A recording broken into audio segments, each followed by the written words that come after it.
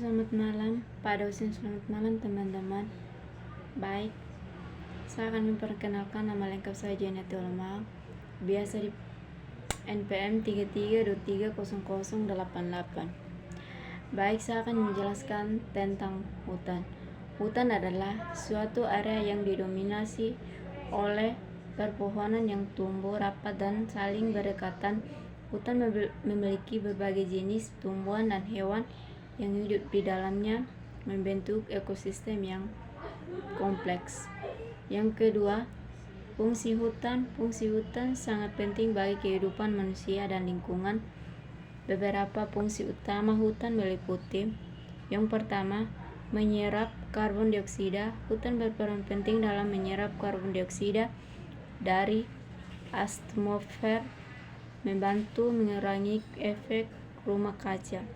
Yang kedua, menghasilkan oksigen melalui proses fotosintesis. Hutan menghasilkan oksigen yang dibutuhkan oleh makhluk hidup. Yang ketiga, melindungi tanah. Akar pohon membantu menahan tanah dan mencegah erosi. Yang keempat, menjaga siklus air. Hutan berperan dalam mengatur siklus air, menyerap air hujan dan melepaskan air secara perlahan. Yang keenam, habitat bagi flora dan fauna. Hutan menyediakan habitat bagi berbagai jenis tumbuhan dan hewan, menjaga keanekaragaman hayati. Yang ketujuh, sumber daya alam. Hutan menyediakan berbagai sumber daya alam seperti kayu, buah-buahan, dan obat-obatan.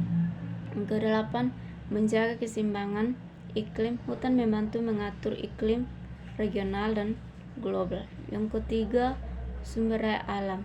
Sumber daya alam adalah segala sesuatu yang dapat di alam dan dapat dimanfaatkan oleh manusia untuk memenuhi kebutuhannya. Sumber daya alam dapat berupa: yang pertama, sumber daya alam hayati, tumbuhan, hewan, dan mikroorganisme.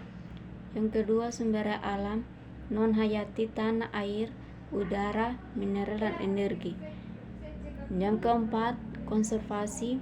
Konservasi adalah upaya untuk menjaga kelestarian sumber daya alam dan lingkungan hidup agar tetap dapat dimanfaatkan oleh generasi sekarang dan mendatang. Konservasi meliputi berbagai kegiatan seperti: yang pertama, pelestarian habitat, melindungi dan menjaga habitat alami flora dan fauna. Yang kedua, pengelolaan sumber daya alam secara berkelanjutan.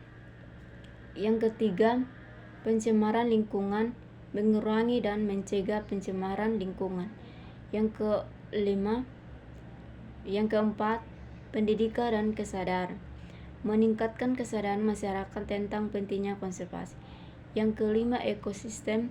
Ekosistem adalah suatu sistem yang terdiri dari semua makhluk hidup, biotik dan lingkungan fisik abiotik di suatu wilayah tertentu, serta interaksi di antara mereka. Contoh ekosistem hutan, sungai, laut, padang rumput. Yang keenam, ekologi. Ekologi adalah ilmu yang mempelajari hubungan timbal balik antara makhluk hidup dengan lingkungannya. Ekologi mempelajari bagaimana makhluk hidup beradaptasi, bersaling, dan saling bergantung dalam suatu ekosistem. 7. Hutan lindung. Hutan lindung adalah kawasan hutan yang dilindungi oleh pemerintah untuk tujuan tertentu seperti: yang pertama, melindungi sumber air. Hutan lindung berfungsi sebagai daerah tangkapan air, menjaga ketersediaan air bersih. Yang kedua, melindungi tanah. Hutan lindungi membantu mencegah erosi tanah dan longsor. Yang ketiga, melindungi keanekaragaman hayati. Hutan lindung menjaga habitat bagi berbagai jenis flora dan fauna. Yang kedelapan, hutan mangrove. Hutan mangrove adalah hutan yang tumbuh di daerah pasang surut di sepanjang pantai, muara, sungai, dan estuari. Hutan mangrove memiliki akar yang khas yang membantu menahan abrasi dan melindungi pantai dari gelombang. Yang kesembilan, degradasi lahan. Degradasi lahan adalah proses penurunan kualitas tanah akibat berbagai air atau angin.